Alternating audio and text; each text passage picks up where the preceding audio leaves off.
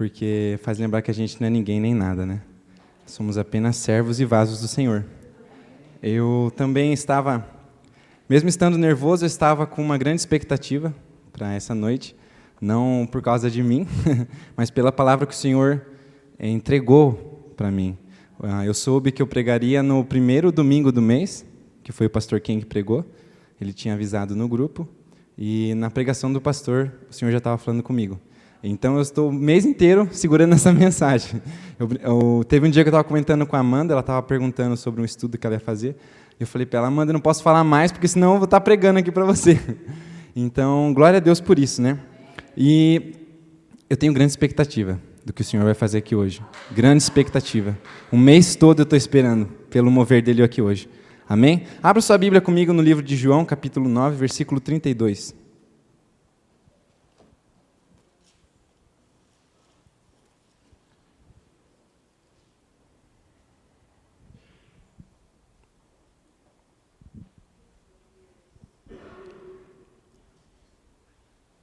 João 9, 32. Tanto faz. Antes de lermos o versículo, eu quero que você olhe para o irmão do seu lado e você fala para ele, hoje é o dia que o Senhor vai te surpreender. Mas agora valendo, foi um ensaio, com fé. Hoje é o dia. Amém. Glória a Deus. Quem crê nisso? Amém. Aleluia. Vamos à leitura, então, de João, capítulo 9, versículo 32. E diz assim, desde o princípio do mundo, nunca se ouviu que alguém abrisse os olhos a um cego de nascença. Vou ler de novo. Desde o princípio do mundo, nunca se ouviu que alguém abrisse os olhos a um cego de nascença. A mensagem dessa noite, o tema é Jesus, o maior milagre. Vamos orar nesse momento mais uma vez? Senhor Jesus, aqui estamos mais uma vez, Senhor, entrando na Tua presença e clamando para o Seu mover, ó Pai. Nesse momento, Senhor, venha me esvaziar de mim mesmo, Senhor, e que o Senhor venha me encher, ó Pai, que o Senhor venha mover através de mim, Senhor, que o Senhor venha me usar em Suas mãos para fazer a Sua vontade, Deus. Em nome de Jesus, Senhor, venha impactar, ó Pai, e venha surpreender todos aqueles que vieram aqui hoje, Pai. Em nome de Jesus, eu te agradeço, Senhor. Você pode tomar seu assento, por favor? Obrigado. Para começar, eu gostaria de colocar todo mundo no mesmo nível, na mesma plataforma, que eu quero que todos nós saibamos o significado de milagre. Porque muitas vezes nós falamos milagre, eu posso perguntar o que é um milagre, você pode falar, eu sei o que é um milagre, mas daí quando eu pergunto, me explica o que é um milagre, tem alguns problemas, né? Você gagueja, assim como outras palavras. Então é muito importante entender o que é um milagre. Um milagre, ele pode ser subjetivo. Por exemplo, o que pode ser um milagre para mim, pode não parecer um milagre para Amanda. Por exemplo, a Amanda está passando por uma situação difícil financeira e Deus proveu para ela, foi um milagre na vida dela. Isso é fato, foi um milagre. Porém, não deixa de ser um milagre. Amém? O dicionário, ele coloca como significado assim, milagre. Acontecimento extraordinário, incomum ou formidável, que não pode ser explicado pelas leis naturais. Então é algo impossível de acontecer, algo inexplicável. Um outro significado é o que incita admiração, ou o que traz admiração por ser grandioso e perfeito. E um outro significado, sinal ou indício de que há interferência divina. Presta atenção nesse. Sinal ou indício de que há interferência divina na vida dos homens, o que resulta dessa interferência. Ou seja, um milagre é um mover ou uma ação de Deus no nosso meio. E um sinônimo para a palavra milagre é maravilha ou prodígio. Então, o milagre ele é uma interferência de Deus, uma interferência divina nas nossas vidas. Amém? Nós, então, achamos esse significado. Então, tendo o significado em mente, agora a gente vai olhar para alguns milagres que a gente vê na Bíblia. O primeiro milagre de todos foi a criação. A criação foi um milagre, porque era algo impossível de acontecer. Nós talvez não possamos explicar pelas leis naturais, como a gente falou como significado, mas a gente sabe que ela existiu, porque a Bíblia nos diz isso. Então o Senhor ele cria o universo, a gente não pode falar que antes não havia nada, porque havia tudo, Deus estava lá. Mas então começa o universo, Deus cria o universo, Deus cria as galáxias, Deus cria o nosso sistema solar e Deus cria o nosso planeta. Deus cria a luz, Ele traz à existência algo que não existia, através da sua palavra. Agora eu quero que você pense na imensidão do céu, desse céu que nós vemos, no nosso céu, e também no céu lá fora, no universo. Pense no tamanho que é esse universo. Os cientistas dizem que há cerca de 1 bilhão de galáxias, então é algo bem grande, com estrelas incontáveis, certo? Então, só quero que você perceba a complexidade da criação. A criação não é algo simples, é um milagre, mas é algo difícil, algo complexo. Amém? Então, toda a criação é um milagre segundo os significados que nós colocamos. A criação é uma obra das mãos do nosso Deus, uma intervenção divina no nosso mundo natural. Mas nesse momento em questão, ainda não existia nenhuma testemunha, Deus estava lá, mas não havia nenhuma testemunha, como eu digo, como um homem, para que ele testemunhasse esse milagre maravilhoso. Então, adiantando um pouco para frente, no livro de Êxodo, nós vemos o povo do Egito saindo da terra do Egito, e nós vemos o Senhor operando 10 maravilhas, 10 milagres, certo? Ele primeiro manifesta o seu poder através das pragas para julgar o povo do Egito e mostrar o poder dele. Depois, quando eles estavam saindo da terra do Egito, eles se deparam com o mar na frente deles, não havia espaço, não havia onde eles passarem, e o Senhor abriu o mar para eles. Através de Moisés, o Senhor abriu o mar, algo impossível de acontecer. Deus também proveu no deserto. Eles não tinham comida, não tinham nada, e o Senhor proveu para eles. Nós adiantamos ainda um pouco na Bíblia, nós chegamos com Elias. Elias foi uma outra testemunha dos milagres do Senhor. Elias viu fogo descer do céu. Qual a chance, a possibilidade disso acontecer? Isso é um milagre. Para mostrar que ele era Deus, para os profetas de Baal. E também Elias reviveu o filho da viúva. Trouxe um morto do mundo dos mortos. E nós temos vários outros milagres. Milagres de Deus. Quero que você pare e pense bem, que você guarde isso. Os milagres são de Deus, mas são operados através das nossas vidas. Os milagres são operados através de nós. Mas então nós chegamos ao Novo Testamento. Se a gente seguir a nossa Bíblia, a gente chega no Novo Testamento. Milagre, no Novo Testamento, tem um significado diferente. A palavra milagre. No Novo Testamento, a gente sabe que está escrito em grego, e a palavra para milagre no grego é dunamis, que significa força, poder, habilidade. Outro significado, poder inerente, poder que reside em uma coisa, ou seja, milagre é o poder que há em algo ou em alguém. Quero que você preste atenção nisso. Lembre disso. O significado agora de milagre é direcionado para uma pessoa. Porque a palavra milagre no Novo Testamento significa poder que reside em uma coisa em virtude da sua natureza. Ele tem poder porque ele é Deus. Ele é o milagre porque ele tem poder para isso. Mais do que isso, o próprio Deus manifestado em carne. Qual a possibilidade disso acontecer? Isso é um milagre. Desde o nascimento de Jesus, ele é um milagre. A concepção dele no ventre de Maria foi um milagre, realizado por Deus, através da vida dos homens. Então agora milagre, ele ganha um corpo. Milagre, ele se torna uma pessoa, a pessoa de Jesus Cristo. Agora, as testemunhas podem ver o que é um milagre de verdade. Toda a Bíblia, narrando os milagres, eles ainda não conheciam qual era o maior milagre. Mas Jesus chega. E agora eles eram testemunhas do maior milagre da história. Então, o milagre corresponde à essência de Deus. Então eu posso dizer que milagre é um atributo de Deus. Porque Ele é um milagre. Ele é o milagre. Amém? Antes do seu ministério, antes dele passar a ser aquele servo usado pelo Senhor, A vida dele já era o milagre, já mostrava o milagre que ele era, certo?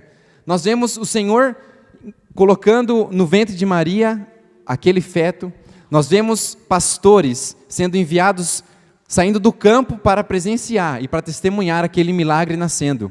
Vemos magos que seguiram uma estrela, talvez por um ano, 2, para verem o milagre, manifestarem o milagre do Senhor.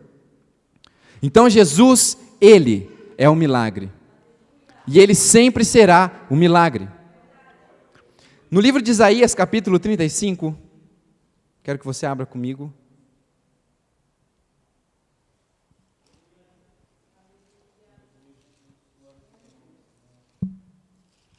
Capítulo 35 de Isaías, ele tem o tema a grandeza e a glória do reino do Messias. No versículo 5, a Bíblia diz assim: então os olhos dos cegos serão abertos e os ouvidos dos surdos se abrirão. Então os coxos saltarão como servos e a língua dos mudos cantará, porque águas arrebentarão no deserto e ribeiros no ermo. Essa parte do livro de Isaías está profetizando sobre o Messias. Mais uma vez, aquele que viria libertar o povo de Israel. E ele fala que os cegos enxergariam, os surdos ouviriam, os coxos andariam, os mudos falariam. E nós sabemos quem foi que fez isso. Quando nós chegamos no Novo Testamento e nós vemos o milagre andando na terra, nós vemos cego enxergando, surdo ouvindo, coxo andando e mudo falando. O milagre estava na terra, não tinha como acontecer nada além do milagre. O pastor Ken, ele pregou no primeiro domingo do Maio de Milagres, ele falou assim que o que Deus faz, como é que ele falou? Deus faz o que Deus faz, né? Simplesmente Ele faz porque Ele é Deus. Às vezes a gente fala assim, isso é um milagre para a gente. Para Ele é só Ele sendo Deus. Ele operar um milagre, Ele dá visão a um cego, Ele está sendo Deus. Ele levantar um coxo, Ele está sendo Deus. O milagre é para a gente testemunhar que Ele é Deus e que Ele é um milagre. Então, aquilo que nós consideramos impossível, preste atenção nessa frase, o que você chama de impossível, Deus chama de oportunidade. O que para você parece impossível acontecer, Deus olha e fala, essa é a oportunidade de eu mostrar que eu sou Deus. E eu sou o milagre. O milagre deu visão aos cegos, o milagre deu audição aos surdos, o milagre fez coxo andar e leproso ser limpo. Mas o melhor de todos os milagres que Jesus operou foi na cruz do Calvário, se entregando e salvando a humanidade. Nós podemos falar sim dos milagres que Ele operou, só que se a gente olhar de novo na Bíblia, era para testemunhar que Ele era o Messias, porque a missão dele foi morrer na cruz, operando o maior milagre, que é nos dando a vida eterna, nos dando o perdão dos nossos pecados. Você pode pensar às vezes e falar, nós estamos numa era de milagre, mas você pode pensar, eu nunca vivi um milagre, eu nunca, vi um milagre poderoso, né? A gente costuma colocar milagre em patamares, né? Um cego enxergou, isso é um milagre top. Isso não é certo, porque você já viu um milagre na sua vida, e ele se chama Jesus Cristo. Você ter Jesus Cristo na sua vida, você ser lavado nas águas, ter seu perdão perdoado, ser cheio do Espírito Santo, esse é o maior milagre que você recebeu na sua vida.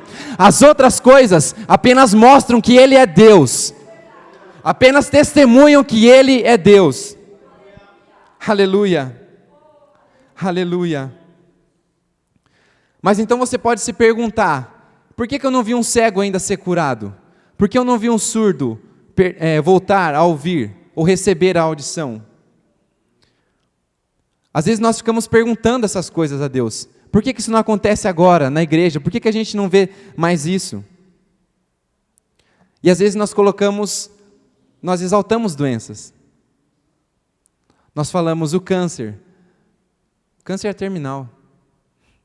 Para Deus não. Para Deus não é terminal, para Deus é oportunidade. Aleluia. Se nós olharmos para a história do cego, que os fariseus eles perguntam, né? Quem foi que te curou?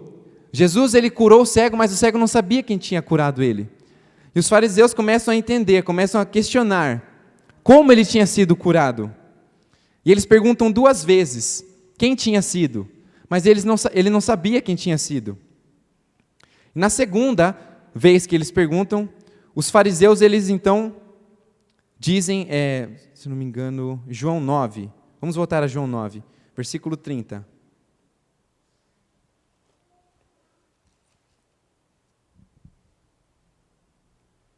O homem respondeu e disse-lhes: Nisto, pois, está a maravilha, que vós não saibais de onde ele é, e me abrisse os olhos. Eles tentavam entender quem era aquele que tinha curado o cego. E ele falou: aí está a maravilha, vocês não sabem de onde ele veio. 31. Ora, nós sabemos que Deus não ouve a pecadores, mas se alguém é temente a Deus e faz a sua vontade, a esse ouve. Desde o princípio do mundo, o versículo que nós lemos, nunca se ouviu que alguém abrisse os olhos a um cego de nascença.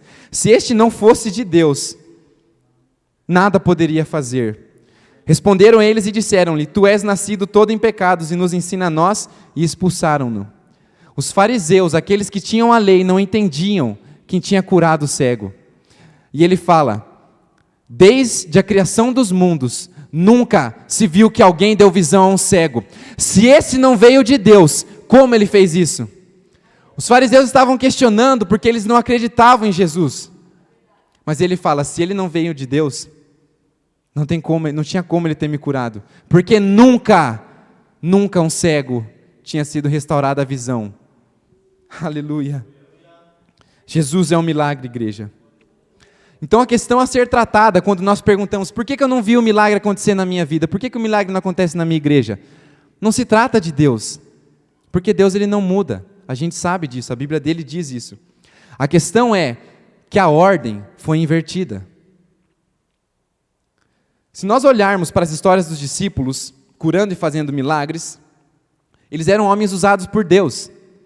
Eles colocavam as mãos sobre os doentes, eles levantavam os coxos, mas a questão é que nós, hoje, invertemos a ordem que o Senhor disse. Abra em Mateus 16, versículo 17.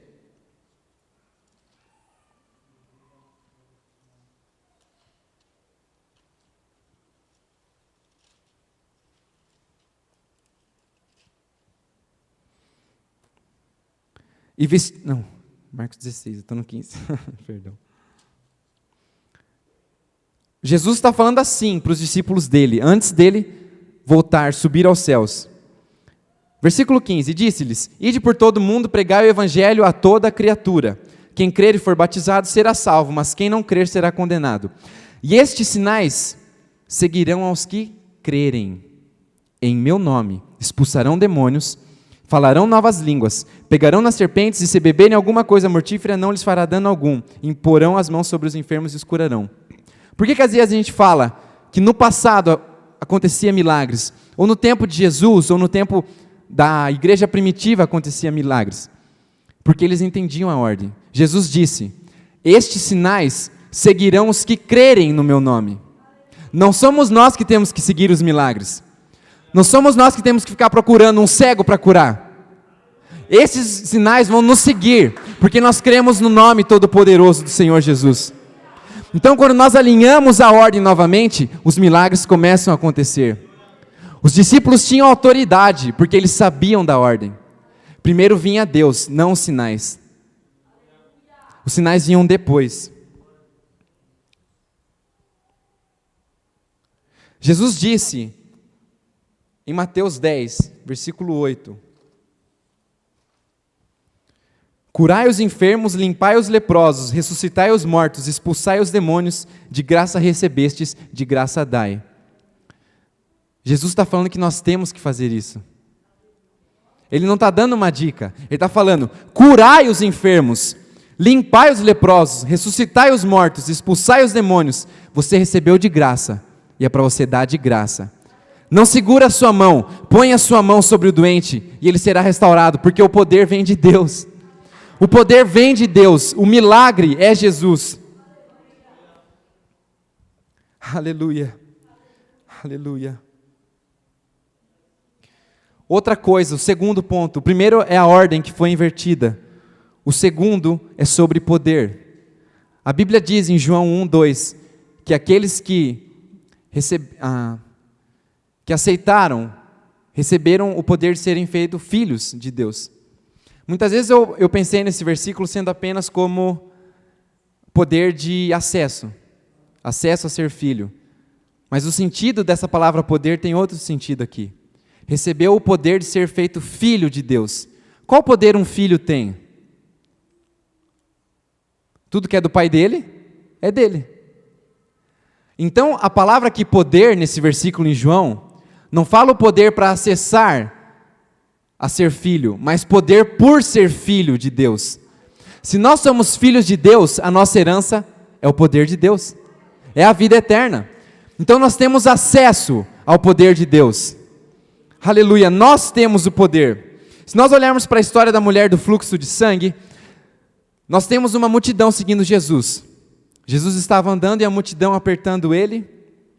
Uma mulher que há 12 anos sofria com isso, tinha gastado seu dinheiro com médicos, ela não tinha mais esperança, ela não tinha mais para onde ir, porque ela tinha perdido todas as esperanças dela. Mas então, quando ela vê Jesus, ela fala: se eu tocar na orla das vestes dele, eu sei que eu serei curada.